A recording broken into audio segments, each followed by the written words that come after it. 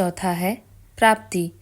भारतीय योगी और सन्यासी संपूर्ण विषय में अपने मानवीय एवं नैतिक मूल्यों के कारण प्रसिद्ध हैं, और ऐसा कहना कोई अतिशयोक्ति न होगी कि एक योगी ही एक वास्तविक मानव कहला सकता है।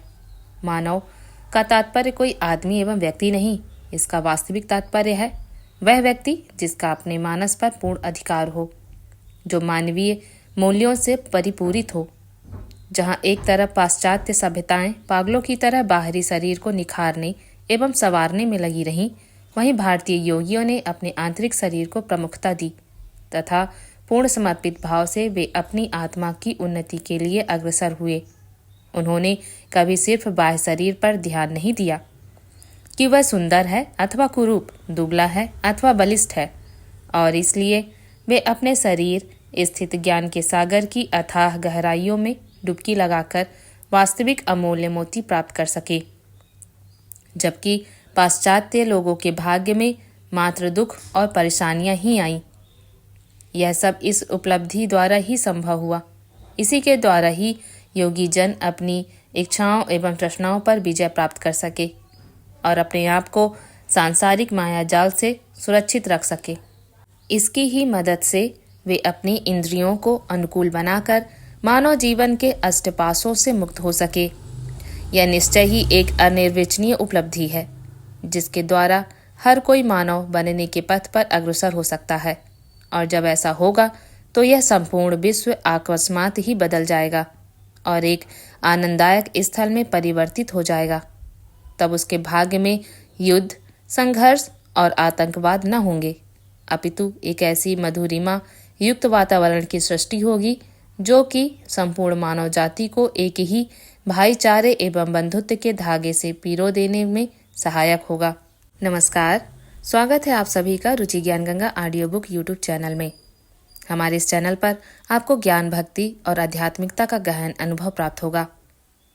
आज हम आपको लेकर चल रहे हैं उस दिव्य यात्रा पर जिसका आधार है परम पूज्य सद्गुरुदेव डॉक्टर नारायण दत्त श्रीमाली जी, जिन्होंने एक महान रचना रची है, अहम ब्रह्मास्मि। यह ग्रंथ हमें हमारे वास्तविक अस्तित्व का बोध कराता है और जीवन के गूढ़ रहस्यों को सरल भाषा में समझाता है। यह पुस्तक आत्मा, परमात्मा और ब्रह्मांड के बीच के गहरे संबंध को उजागर करती है, जिससे हम अपने भीतर छुपी असीम शक्तियों को पहचान सकते हैं। तो आइए इस अद्भुत आध्यात्मिक यात्रा में हमारे साथ जुड़ें और आत्मज्ञान के इस अमूल्य खजाने का लाभ उठाएं। अगर आपको हमारा प्रयास अच्छा लगे तो कृपया लाइक करें, अपने विचार कमेंट करें और रुचि ज्ञान गंगा चैनल को सब्सक्राइब करना ना भूलें, ताकि आध्यात्मिक ज्ञान की यह यात्रा निरंतर आपके जीवन में प्रकाश फैलाती रहे। अब तक आपने सुना अणिमा, लघिमा, महिमा और प्राप्ति। अब आगे की आध्यात्मिक यात्रा में हम चर्चा करेंगे शेष अष्टादश सिद्धियों के बारे में। तो आइए आज की आध्यात्मिक यात्रा हम शुरू करते हैं। 5वां है प्राकाम्य। योगी जन ऐसी पारलौकिक शक्तियों से संपन्न होते हैं जिसके द्वारा वे आकाश गंगा में स्थित दूसरे ग्रहों एवं लोकों में घटित होने वाली घटनाओं को अपनी आंखों से देख सकते हैं। यह बात सुनने में अटपटी लग सकती है, क्योंकि विज्ञान आज भी ब्रह्मांड के दूसरे ग्रहों के विषय पर मौन साधे बैठा है, पर यह उनकी अपनी कमी है। विज्ञान का अपना एक सीमित दायरा है, जिसके परे सोच सकने में वह असमर्थ है। जब मनुष्य पहली बार चांद पर उतरा तो वह वहां से कुछ पत्थर, कुछ रेत वापस लाया।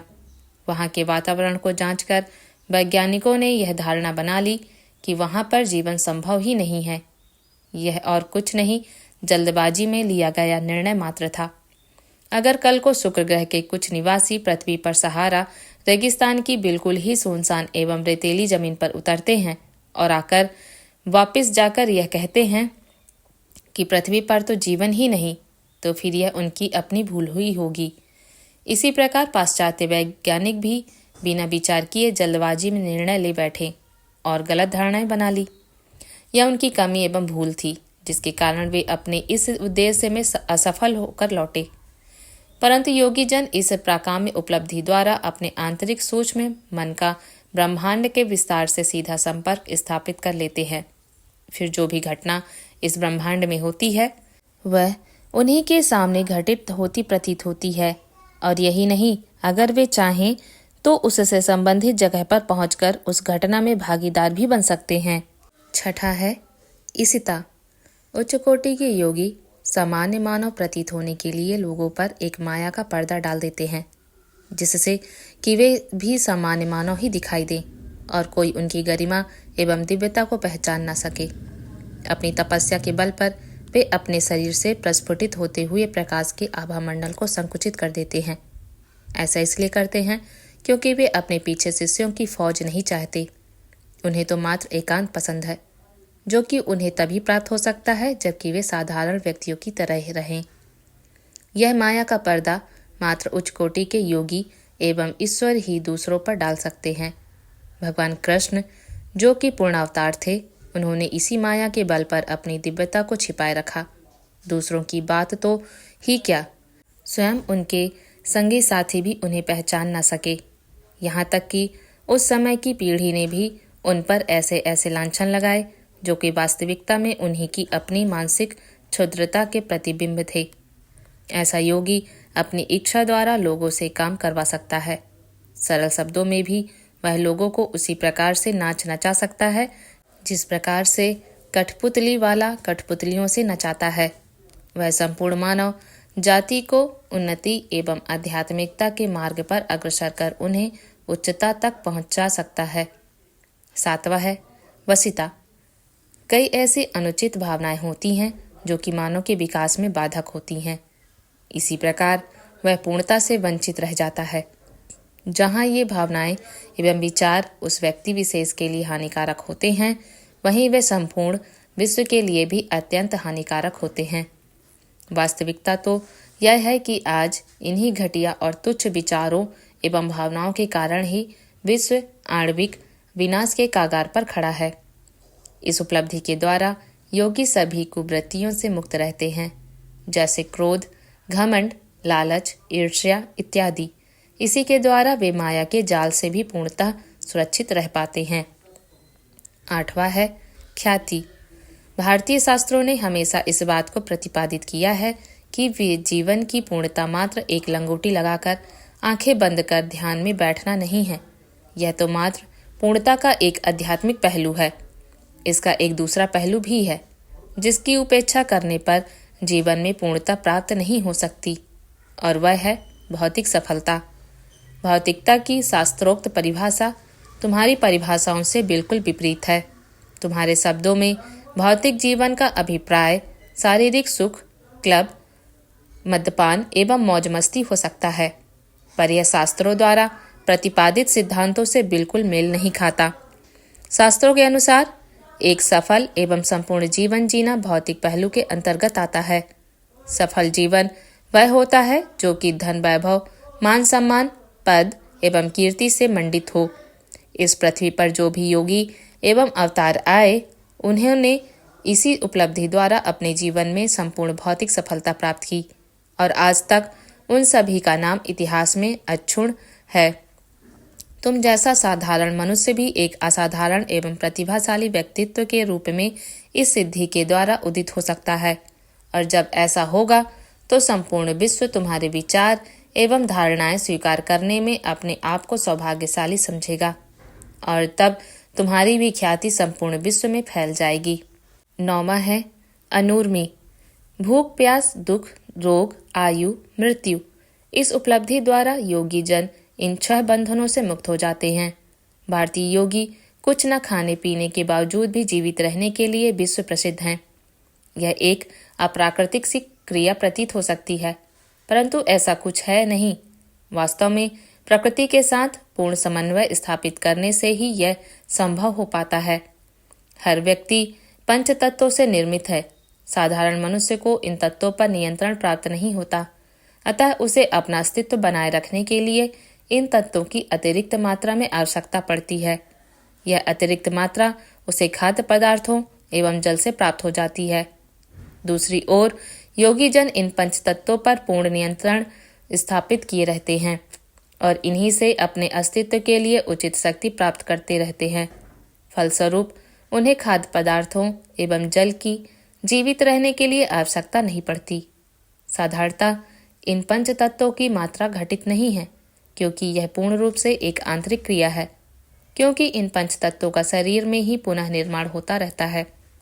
फिर भी अगर किसी कारणवश उनकी मात्रा में कमी आ जाती है तो योगी जन सीधे ब्रह्मांड से आकाश तत्व को अपने शरीर में उतार लेते हैं और उसी से बाकी चार तत्वों का उसकी कंपन की गति को कम कर उत्पादन कर लेते हैं। यह निसंदेह ही एक जटिल क्रिया है, परंतु इस उपलब्धि को प्राप्त करने के बाद सब कुछ स्वतः ही प्राप्त हो जाता है। इसके लिए फिर विशेष चेष्टा नहीं करनी पड़ती, सब कुछ सहज ही हो जाता है। इसके द्वारा व्यक्ति प्रकृति की हर स्थिति में रह सकता है, चाहे वह हिमालय का ठंडा प्रदेश हो अथवा रेगिस्तान का उफनता तापमान, उसे कुछ फर्क नहीं पड़ता। 10वां है दूर श्रवण। यह भी योगियों की एक महत्वपूर्ण उपलब्धि है, जिसके द्वारा वे हजारों मील दूर हो रहे वार्तालाप को अक्षरशः सुन सकते हैं। यह बिल्कुल भी असंभव कार्य नहीं है। शायद वह सब तुम्हें सहज स्वीकार नहीं होगा। शायद विभिन्न प्रश्न भी तुम्हारे मस्तिष्क में उठ रहे होंगे और तुम तार्किक बुद्धि से उनका हल प्राप्त करना चाहोगे।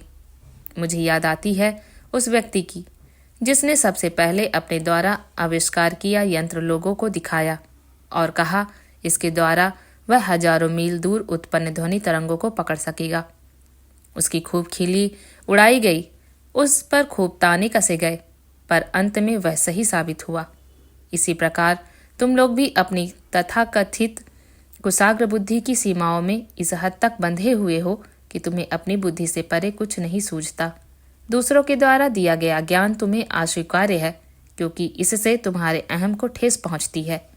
इसलिए तुम्हें कोई बताता है कि योगी आकाश मार्ग से गतिशील हो सकते हैं, दूरस्थ बातों को सुन सकते हैं, तो तुम बुद्धिमानी का लवादा ओढ़े हुए ऐलान करते हो।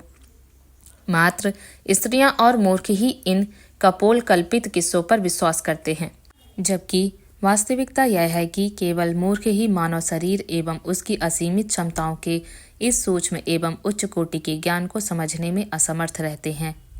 अगर आपका नजरिया संदेह युक्त है तो फिर इस पुस्तक को पढ़ना आपके लिए बेकार है। इससे तो फिर अच्छा है कि आप इसे छोड़ दें और किसी ऐसे कार्य में अपना समय लगाएं जो कि आपके विचार में ज़्यादा जरूरी हो, क्योंकि जब तक आप इस पुस्तक में दिए गए विचारों को पकड़ेंगे नहीं, जब तक उन्हें समझेंगे नहीं, तो यह मात्र समय का ही व्यय होगा। और मैं यह सलाह नहीं दूंगा कि आप अपने कीमती समय को यूं ही बर्बाद करें। भगवान कृष्ण ने कहा है, संशयात्मा विनश्यति, अर्थात संशय युक्त मन हमेशा विनाश का कारण बनता है। इसलिए आध्यात्मिक एवं पारलौकिक जगत में मात्र वही प्रवेश पा सकता है जो कि पूर्ण रूप से समर्पित हो और आलोचक प्रवृत्तियों से पूर्णतः मुक्त हो। यद्यपि मैं आपसे यह भी नहीं कह रहा कि आप अंधविश्वासी हो जाएं।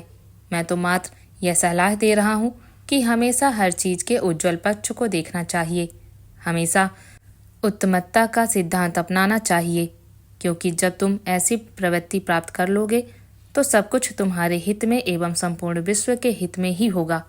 आज तुम्हारे पास उत्तम कोटि के यांत्रिक उपकरण हैं, जिनके द्वारा तुम हजारों मील दूर गाए जाने वाले गीत को भी सुन सकते हो। तुम विभिन्न बटनों को दबाकर इच्छानुसार कोई भी स्टेशन पकड़ सकते हो। यह सब उस उपकरण को इस प्रकार से एडजस्ट करने से होता है जिससे वह एक विशेष कंपनयुक्त ध्वनि तरंगों को ही पकड़ सके, जो कि ईथर के माध्यम से ब्रह्मांड में यात्रा करती है। इसी प्रकार मानव शरीर और उसका मस्तिष्क भी एक यंत्र स्वरूप है, आवश्यकता मात्र उसे समझने की है। योगियों ने काफी कष्ट एवं परेशानियां सहन कर अपने शरीर को जला जला कर इस संदर्भ में सफलता अर्जित की है। इसलिए वे जब भी कोई वार्तालाप सुनना चाहते हैं तो वे अपने सूक्ष्म मन का ब्रह्मांड में विस्तारित आकाश तत्व से इस प्रकार से संयोग करते हैं जिससे कि ये मात्र इच्छित ध्वनि तरंगों को ही सुन सके। फलस्वरूप वे हजारों मील दूर होते हुए भी वार्तालाप से जुड़े रहते हैं। इस उपलब्धि को प्राप्त कर हर मनुष्य इस स्थिति को प्राप्त कर सकता है। मैं व्यक्तिगत रूप से ऐसे कई साधु सन्यासियों एवं गृहस्थ व्यक्तियों के संपर्क में आया हूँ जो कि इस क्षेत्र के उत्कृष्ट विद्वान हैं, तथा क्षण मात्र में ही इच्छित सूचना प्राप्त कर सकते हैं। 11वां है दूरदर्शन। यह एक और आश्चर्यचकित कर देने वाली क्षमता है जो कि काफी हद तक प्रकाम्य से मिलती जुलती है। अंतर मात्र इतना है कि दूरदर्शन द्वारा केवल वे ही घटनाएं देख सकते हैं जो कि पृथ्वी पर घटित होती है। प्रकाम्य असल में इसी का विकसित रूप है। महाभारत के युद्ध के प्रारंभ में महर्षि वेदव्यास ने यही क्षमता संजय को प्रदान की थी।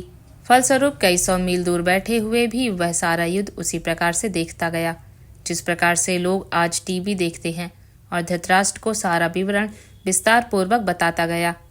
विज्ञान ने भी आज इस बात को स्वीकार किया है कि एक बार उत्पन्न हुई ध्वनि तरंग फिर कभी विनाश को प्राप्त नहीं होती।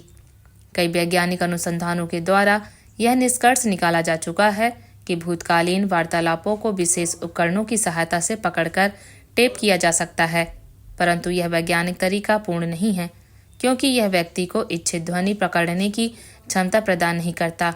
इसके द्वारा तो कोई भी ध्वनि उस तक पहुंच सकती है। ध्वनियों की तरह ही घटनाएं भी कभी समाप्त नहीं होती और वे ब्रह्मांड में स्थित रहती हैं, वही हमेशा के लिए अंकित हो जाती है। दूरदर्शन सिद्धि द्वारा योगी जन कोई भी घटनाक्रम चाहे महाभारत कालीन हो या वेदकालीन को प्राप्त कर सकते हैं तथा उन घटनाओं के साक्षीभूत हो सकते हैं जो कि मात्र शास्त्रों में ही वर्णित है। 12वां परकाया प्रवेश। एक अनिर्वचनीय सिद्धि एवं आश्चर्यजनक भी। इसके द्वारा योगी जन अपने प्राणों को दूसरे किसी स्वस्थ एवं युवा शरीर में प्रवेश दे सकते हैं। फलस्वरूप वे अपनी इच्छानुसार आयु प्राप्त कर सकते हैं। कभी कभी योगी जन किसी विशेष कार्य हेतु दूसरे शरीर में प्रवेश करते हैं तथा कार्य समाप्ति के उपरांत पुनः अपने मूल शरीर में प्रवेश कर लेते हैं। ऐसे समय में वे अपने मूल शरीर के नाभि स्थल पर कुछ मात्रा में शक्ति छोड़ देते हैं जो कि उस शरीर का तापमान संतुलित रखती है और उसे सुरक्षित रखती है। वे इस शरीर के चारों ओर एक विद्युत वर्तुल भी बना देते हैं जिसके द्वारा वह बाह्य आपदाओं से सुरक्षित रह सके। आदि शंकराचार्य ने इसी सिद्धि के माध्यम से एक मृत राजा के शरीर में प्रवेश किया था और फिर उस शरीर की सहायता से उन्होंने गृहस्थ जीवन एवं संभोग आदि का ज्ञान प्राप्त किया तथा इन सब का अनुभव भी किया क्योंकि उन्हें मंडन मिश्र एवं उसकी पत्नी को शास्त्रार्थ में पराजित करने के लिए इन सब पर ज्ञान होना आवश्यक था। जब शंकराचार्य ने इस विषय का ज्ञान प्राप्त कर लिया तो वह वापस अपने मूल शरीर में आ गए और विपक्ष दंपति के सभी प्रश्नों का उत्तर दे उन्हें पराजित किया। मत्स्येंद्रनाथ ने भी इसी सिद्धि के द्वारा एक मृत राजा के शरीर में प्रवेश किया था और वे 12 वर्ष तक उस शरीर में बने रहे। प्राण तथा आत्मा आकाश तत्व के प्रतिनिधि हैं, इसलिए ना तो उन्हें समाप्त किया जा सकता है और ना ही उनका अस्तित्व मिटाया जा सकता है। साधारण मनुष्य अपनी आत्मा जो कि शक्ति का एक शुद्ध स्वरूप है को अपने शरीर से अलग करने की कला नहीं जानता, परंतु योगी जन इस उपलब्धि द्वारा इस शक्ति को अपने शरीर से निकालकर किसी मृत शरीर में संचारित कर उसे पुनः जीवित कर सकते हैं। फिर इच्छित कार्य करने के उपरांत वे वापस इस शक्ति को अपने मूल शरीर में स्थापित कर देते हैं तथा पुनः अपना पूर्व जीवन जीने लग जाते हैं।